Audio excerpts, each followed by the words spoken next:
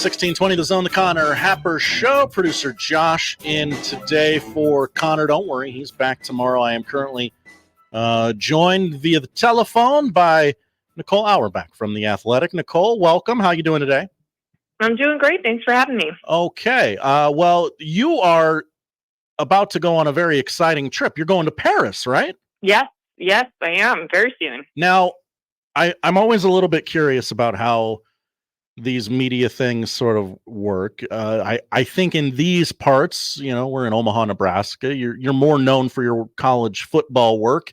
Is this something you get to cover or something you're told that you're covering? Because you're very good at it either way, but is it an extra job or something you enjoy doing? Oh no, it's a lot of fun.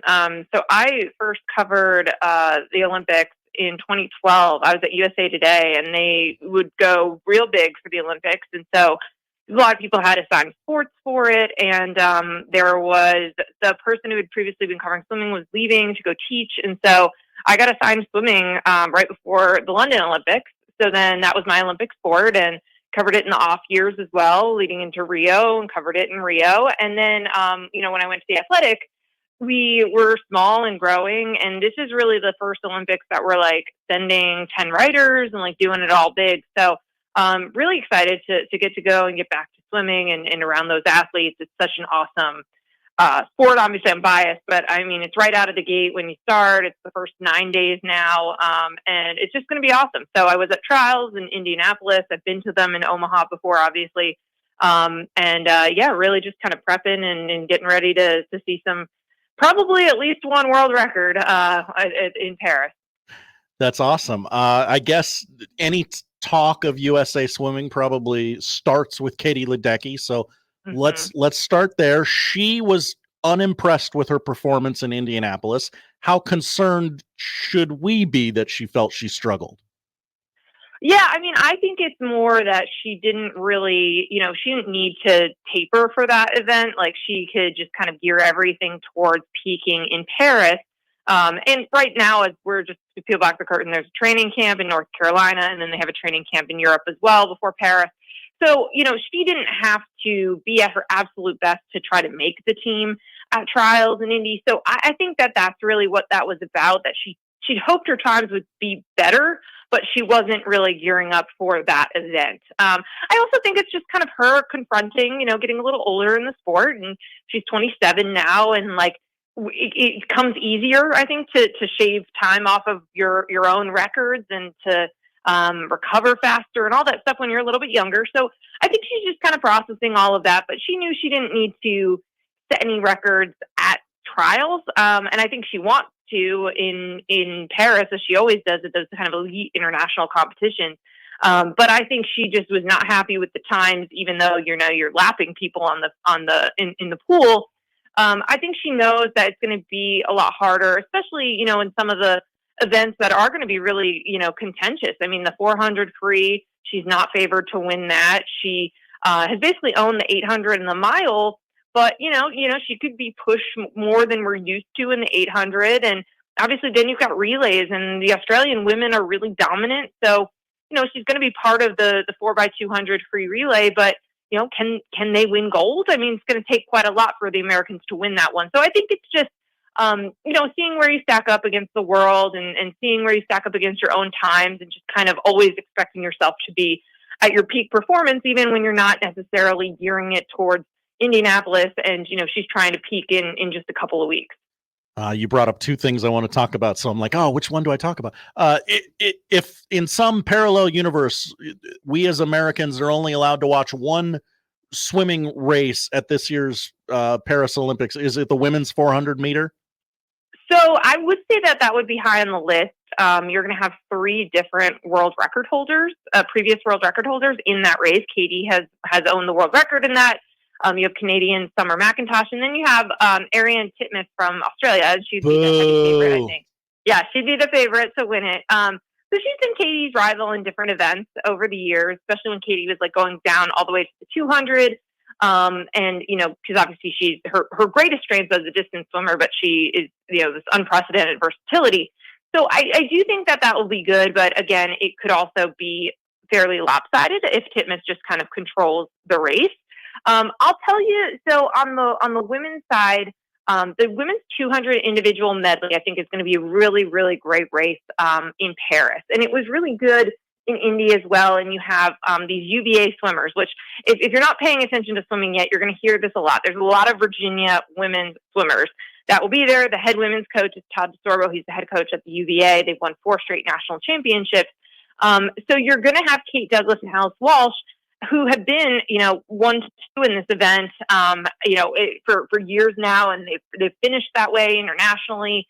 It'll be a really close race. I think a great opportunity for Kate Douglas, who I think will be one of the faces of the Olympics, to win gold at a very grueling race. I mean, I just love watching the IMs because you're watching them to have to go through all 4 strokes.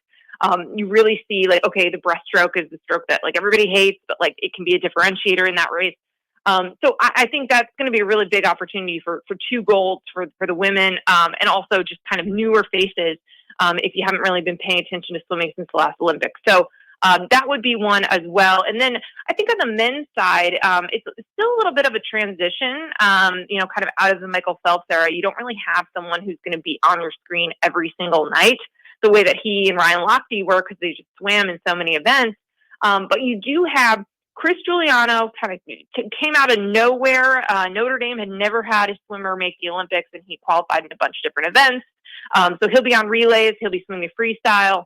And then, alongside Caleb Dressel in the 50, but he'll do the 100 and the 200 relays. Then you've also got Thomas Heilman. He's 17. He's a butterflyer. So, he's the one who's been breaking Michael Phelps' age group records. He made the team in 2 events as well. So you're going to see him as a butterflyer in some of those events that we used to watch Michael Phelps just dominate. And it'll be really interesting to see him on the world stage in those types of moments. He's looked up to Caleb Dressel, who'll be swimming next to him in some of these events. So I think there's going to be a bunch of individual things that pop, but I think in terms of, like, the races that you're going to want to make sure you're watching, the women's 400 free, and then that 200 IM, which is a little bit later in the schedule, I think is going to be really fun. Is good old-fashioned hate back with the U.S. and Australia rivalry being all the way back? It definitely has been a war of words, and it's funny because obviously Michael Phelps has been a huge part of that, and he's not swimming in these races. But, I think that there definitely is a rivalry there. I think that they are going to be, I would think that the Australians are favored to win the gold medal count, which is very rare for the U.S. to lose, and that's why it was such a big deal when it happened at World Championships last year. But, I do think it speaks to, obviously there's depth on the American side, but is it at that highest level? Are they winning the golds, or are they just, getting a lot of silver, a lot of bronze, and some gold? And, like, that is a really interesting state of American swimming question to ask, and then to have, just the incredible dominance of the Australians, the relays, which has obviously also been a really important thing for the Americans over the years, and used to be you kind of just penciled in a bunch of golds on those relays, and you just have such great freestylers in Australia, such great sprinters. I just think it definitely adds a layer to this. The War of Words definitely has, and I think you have some Americans on the team like a Lily King who are probably going to add some fuel to that fire as well, because they like to talk, but it is not an accident, because you are going to have some of the best races in Paris are going to pit the best Aussies against the best Americans. Nicole Auerbach from The Athletic talking the Paris Olympics with us here on the Connor Happer Show. Caleb Dressel, he withdrew from the 2022 Worlds, didn't qualify for 23, seems to be back in Olympic form. A lot of media coverage is centered around him being a perfectionist and hating a lot of the things that come with it. This might be an unfair question to you, but why do it? If he doesn't like it, why do it? And I don't say that negatively. Like, he's very clearly very good at what he does, but if it's wrecking him internally, why do it? Right. I mean, I think that a lot of elite athletes struggle with this sometimes, especially, towards the tail end of your career, where you could just walk away. But I think with these swimmers, it's really interesting, because, I mean, we asked this about Michael Phelps as well. Like, you're already the greatest ever. Like, what do you need to prove? What do you, But this is a sport that's so unique, where you are in your head all the time, and you have spent countless mornings in the pool. You feel like yourself in the water. Like, it's a totally different environment, and it's what you do. It's what you know. It's, you know how to push yourself in this setting. And I think it's just really hard to walk away from. And I think every swimmer, when they retire, I talked to Missy Franklin about this a few months ago, like, you're like, okay, well, like, I don't want to be in the pool. And then you eventually feel a pull back to it. And so I think, he has talked about this, about it being like, if you can make the pool more enjoyable, more fun, like the reasons that you got into the sport in the first place, it allows you to be back in this place that does feel like home. And so, obviously he's still at an incredible world level at these events. But I do think, something has to switch mentally for you to actually stick around with it when it can be really hard. And I think he feels that break away from swimming allowed him to do that, and that he was feeling good about things. I think, he has a toddler now, or infant, I don't know what the dividing line is. He has a couple months old son. And I think that, like, having a different dynamic and a family and certain other, like, elements around the pool that help you keep things in perspective, I think also is helping him as well. We've seen Simone Biles and Michael Phelps both kind of advocate for their own mental health in their Olympic careers, and now we're seeing Caleb Dressel and even Regan Smith do the same. It is the influx of this. Is it just Americans talking about it more, and they happen to be athletes, or is there a specific reason why they're all coming out and saying, "Hey, being an Olympian's really hard"? I think part of it being comfortable talking about it, and I think that's happened across sports. I think that that's obviously a good thing, and a lot more, organizations, athletic departments, like, people are investing more in hiring actual mental health coaches, not just sports psychologists, like, people to be like, how are you? Not just like, how do we maximize, like, your sports performance? And, the US OPC has been doing that. USA Swimming has, provided resources, or at least help facilitate things as well. But I just think it's different, even more than other sports where, like, obviously you're in this huge spotlight, and, like, social media, people, all your critics can, like, directly access you if you see it. Like, it's just really accessible. But I think with the Olympics, you always had this idea of, like, you're trying to peak for, like, a 2-week window every 4 years. Like, the line is so thin to make the team, to not make the team, to medal, to not medal. And then you go from this, where you, like, win a gold medal, your dream comes true, you're the whole world is watching you, to, like, back to regular life. And if people are interested in this, Michael Phelps did a documentary, The Way of Gold. It's really, really good, because you're looking at him and you're like, you were the best ever at this. And then he talks about, like, coming home and you just, like, are waking up the next day and, like, it's just the next day, right? Like, your world didn't really change. Sure, it did in some ways, but, like, it's not like you're suddenly happy all the time. It's not like, you're suddenly, like, great, I checked this thing off my box and I'm done. Like, now everything's great. Like, you still are human. You're still going through things, and you're going through them, like, without the spotlight on it and all this praise that people were lavishing on you. And then, you have these athletes talking about, like, all these people wanting stuff from you. And, do you really trust them? Like, are they really looking out for you? Like, there's so many different dynamics that happen because it's a once in a 4-year cycle of the Olympics, and, like, the short windows. That I do think it's like at a higher level, like the fever pitch, compared to some of these other sports that certainly have the same dynamics. But I think, like, watching Simone Biles go through what she did, and then being like, oh, she's, like, going through this, well, the whole world is watching and withdrawing, and, like, she can't make up for this in a lot of people's minds for 4 more years. Like, to go through that, to practice, to, like, prep, to eat right, sleep, all that stuff for 4 more years, to have that opportunity to, like, be at the same spot that you were at 4 years ago and trying to change the results. It's just like, it's so, there's just so much pressure involved in that. So I do think it is really important to hear from them. And I think also for these athletes going into the Olympics to, like, be thinking about all of that stuff, because so that it doesn't take them by surprise when they come home, win or lose. Nicole Auerbach from The Athletic. I want to get you out of here on rapid fire college football questions. They'll throw me out of the state if I don't ask you something about college football. Okay. Okay. How good can Nebraska be this year?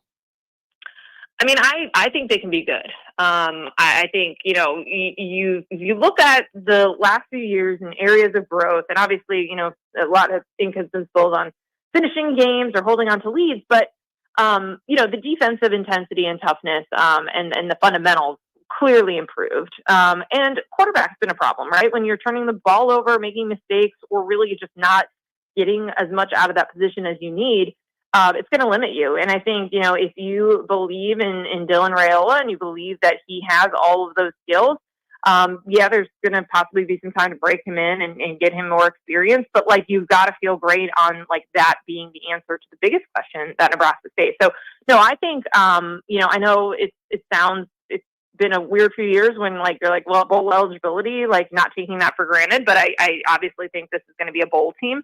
But I think they're going to be a problem. I think they're going to be a hard out. I think there is some real potential for this team. I think we'll learn a lot about them early. I know Colorado, kind of fell off last year, but that's a big game, especially with the way that game went last year. So I think we'll be able to kind of reset expectations in terms of win totals and kind of where they could be after week 2. Put the quotes out there, everybody. Parenthetically, Nebraska, they're going to be a problem. Nicole Auerbach. Is it title or bust for Ryan Day in Columbus?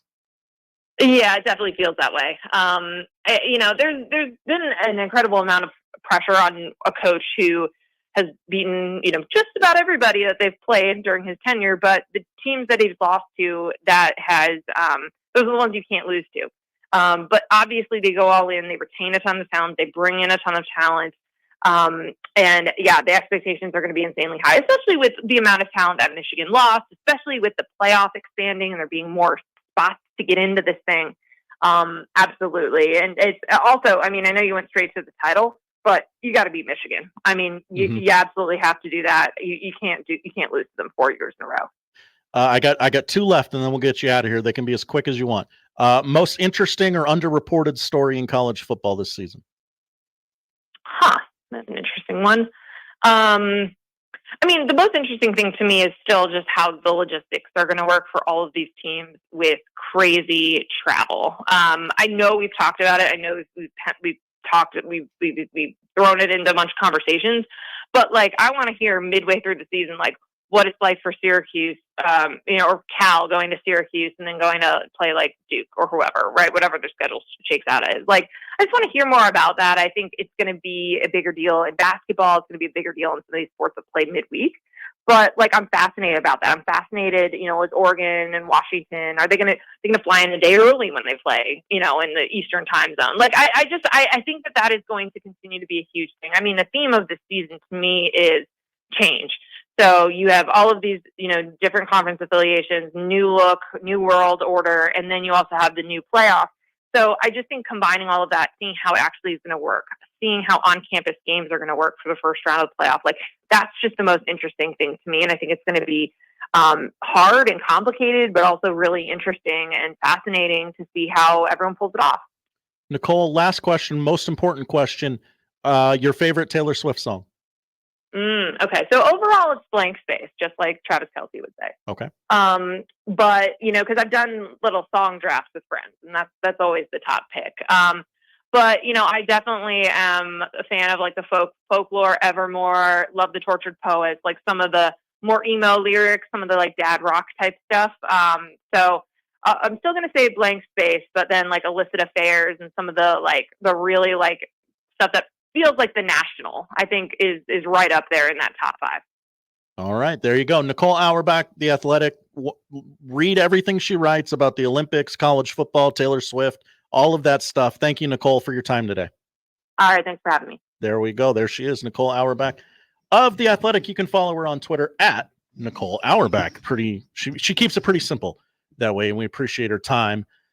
Today, when we get back, we will talk to Mike Schaefer about what, you ask? Taylor Swift songs? No, probably not. We'll probably talk about the Guardians a little bit. We'll talk about how him and I have never really talked without someone else here. So that's interesting. But we'll definitely focus on The Evan Cooper story that broke over the weekend, a little bit of a news dump, it felt like. And they're over at Husker 247, their 24 most indispensable in 2024 list that they are currently rolling through. Mike J. Schaefer joins the Connor Happer Show next on 1620 The Zone. The Connor Happer Show. Follow us on Twitter @Happer Show for all the latest news and views. We may even say something interesting once in a while. Unlikely. Really, guys?